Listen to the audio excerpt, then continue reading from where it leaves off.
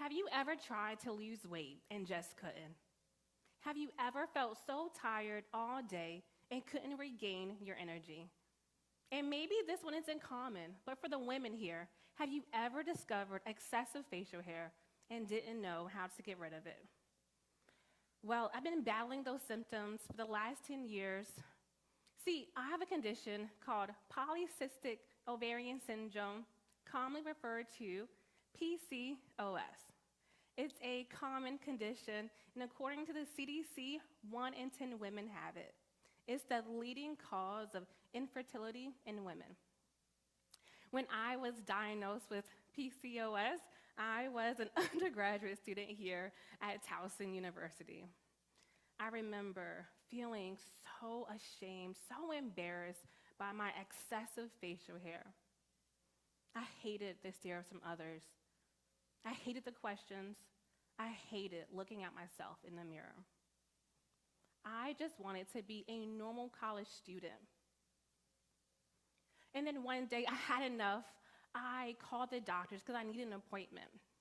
At the time, I was feeling hopeful, a little scared, but truly hopeful because I will feel like a woman again, because I wanted to feel feminine. The appointment seemed pretty standard in the beginning, but by the end, she said that I needed to get more tests done. I thought to myself, why? Why can't you just prescribe me a pill or something? Well, because I was so desperate for a solution to my excessive facial hair, I got the tests done. But they came back normal. And that's when she shared that I had PCOS. The fear immediately sets in because I knew I wasn't going to get a solution to my excessive facial hair. My doctor would go on to say that I would most likely develop type 2 diabetes, and if I ever wanted to get pregnant, I would need the help from doctors. I started thinking to myself, what will PCOS mean for me? Remember, I'm just a college student who wants to feel normal. The fact is, I didn't want type 2 diabetes, and of course, one day I wanted to become a mother, but in that moment, I just wanted to be a normal college student. I started to think about who would ever marry me, a woman who grew facial hair. Well, I got lucky.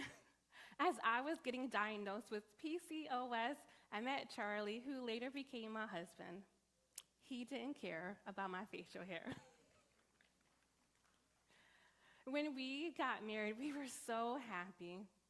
One of the things that united us as a couple was our desire to become parents. And in our first month of marriage, we started that process to become parents. My first stop was the doctor's office. I was feeling so hopeful, but that hope turned into fear. I was getting negative pregnancy tests, but that's okay. As the saying goes, anything worth having is worth fighting for. And so I fought, but failure kept winning.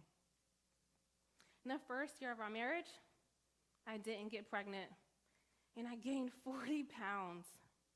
I thought to myself, Meredith, you're smart. You can figure this out.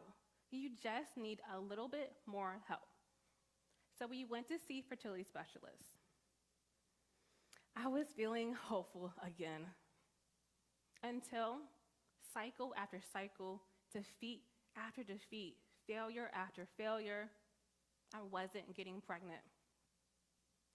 I started to see myself as a failure as a woman, as a wife, and as a mother. 2 years into our marriage, I'm still not pregnant.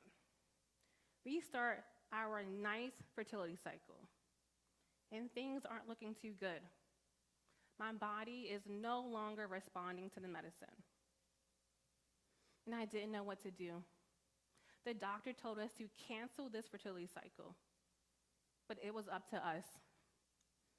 We decided to move forward, and I got pregnant. We were so excited. We were so hopeful. But this was temporary. You see, this is a high-risk pregnancy. I'm not trusting my body, and I'm expecting the bad news to come in. And then bad news starts flooding in. Within the first 3 months of my pregnancy, I was diagnosed with gestational diabetes. My father-in-law passed away. And I was told that this baby could have a genetic disorder. I was feeling defeated. But there was good. We finally, by the grace of God, made it to 38 weeks. We finally had our sweet baby girl. And being Baltimore Ravens fans, we named her Raven. I'm finally a mother. My body didn't fail me, and I'm not a failure. A lot of people told me that getting pregnant for the second time should be much easier. But it hasn't been easier. As we're trying to grow our family again, more negative pregnancy tests, more tears, and more failures. But this is a time where you should think I should be fearful, right? No, not this time. You see the difference between me now and then me trying to get pregnant before is that I'm different. I used to see PCOS as an obstacle that I needed to get over. But now I see PCOS as the missing piece in my life to become something more. PCOS was designed for me and is redefining me to become PCOS. Powerful, confident, optimistic, and strong. Powerful because I can overcome anything.